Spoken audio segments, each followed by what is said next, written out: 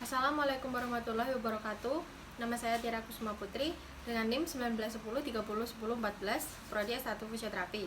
Di sini saya akan melakukan video pemeriksaan dari asesmen sampai intervensi fisioterapi pada kasus ASD atau atrium septum defect. Nah, untuk sebelum kita mulai ke intervensinya, apa itu atrium septum defect?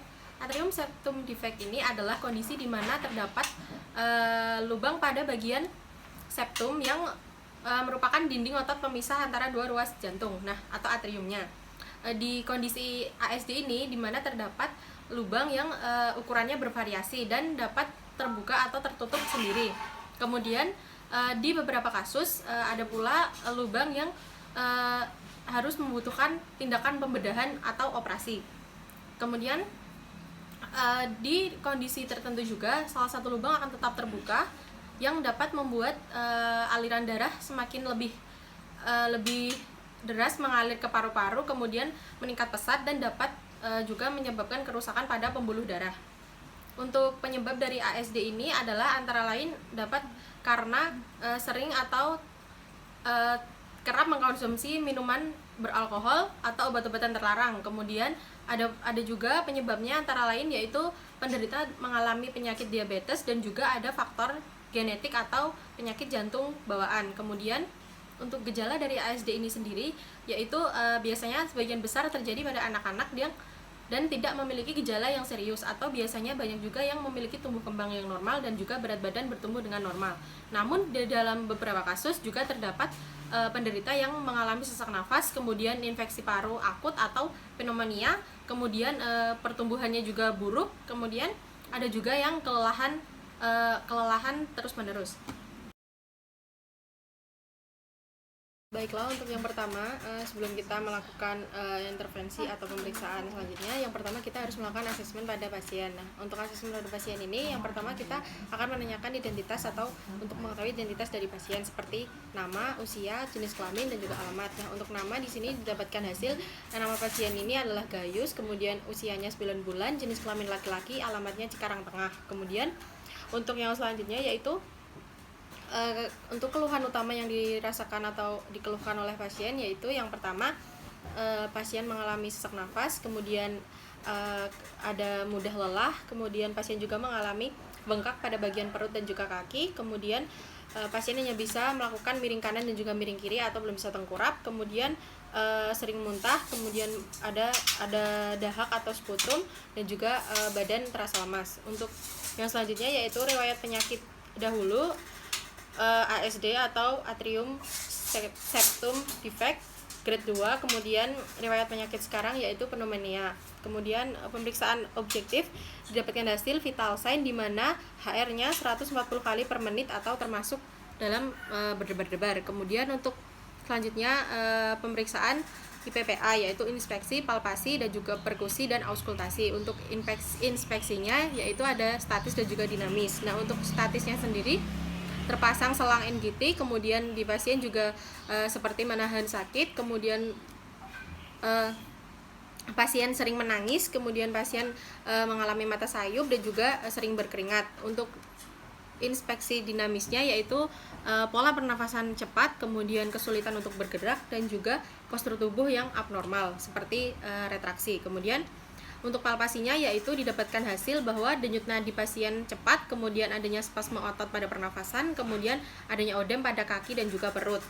Untuk perkusi tidak dilakukan karena di sini pasien mengalami nyeri. Kemudian auskultasi didapatkan hasil yaitu terdapat bunyi ronki pada lobus kanan atas. Nah, untuk diagnosa ICF dari fisioterapi yaitu yang pertama ada body structure.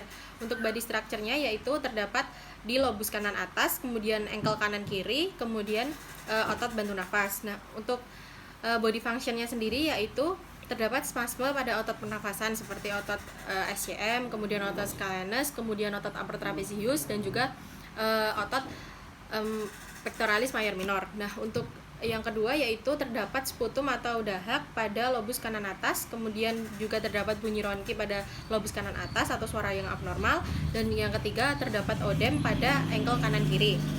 Untuk functional limitation-nya yaitu pasien tidak bisa melakukan gerakan atau tumbuh kembang seusianya, kemudian pasien juga kesulitan untuk bernafas karena mengalami sesak nafas, kemudian participation restriction-nya pasien tidak bisa bermain dengan teman sebayanya. Inilah untuk langkah selanjutnya, yaitu saya akan memberikan intervensi atau penata laksanaan fisioterapi pada kasus ASD atau atrium septum defect. Nah, untuk di skenario B ini terdapat bayi yang berusia 9 bulan kemudian mengalami tumbuh kembang yang lambat, sering menangis, kemudian hanya bisa miring kanan kiri dan juga pertumbuhan yang buruk. Nah, untuk yang pertama dapat dilakukan postural drainase atau positioning pada saat bayi itu tertidur. Jadi kita arahkan kepala lebih tinggi daripada jantung agar aliran darah semakin lancar dan juga tidak mengalami penyumbatan pada pembuluh darah. Kemudian untuk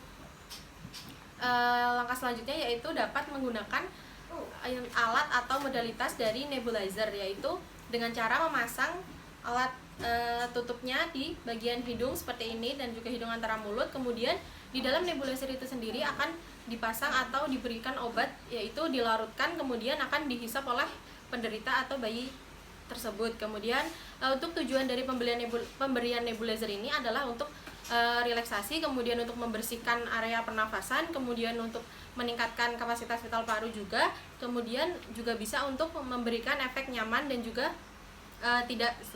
juga mengurangi sesak nafas pada bayi. Kemudian untuk yang selanjutnya juga dapat kita lakukan clapping.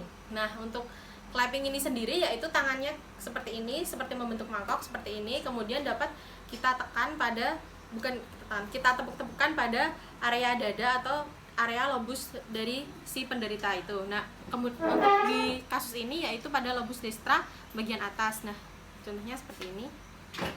Kemudian dapat juga kita lakukan clapping di bagian belakangnya seperti ini.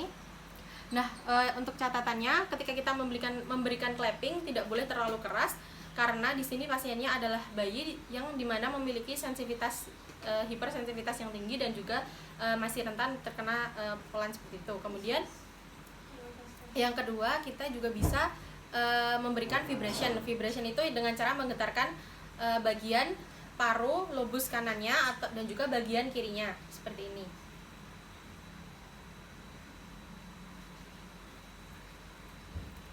Untuk dosisnya sendiri kita bisa melakukan vibration dan juga clapping itu selama 1-3 menit. Kemudian untuk selanjutnya kita bisa juga memberikan mobilisasi dari area gerak atas sampai area gerak bawah. Nah, untuk di ekstremitas atasnya kita dapat memberikan exercise atau memberikan gerakan pasif, yaitu dengan cara menaikkan dan juga menurunkan bagian lengannya. Kemudian kita lakukan ini dengan repetisi 3 kali sampai 5 kali pengulangan. Kemudian kita juga bisa mengelevasi dan juga mendepresi bagian pundak dari si bayi tersebut. Nah, untuk anggota gerak bawahnya kita bisa melakukan pumping exercise, yaitu kita angkat ke atas dan juga ke bawah di bagian ankle-nya seperti itu secara bergantian seperti ini dengan durasi 3 kali sampai 5 kali pengulangan.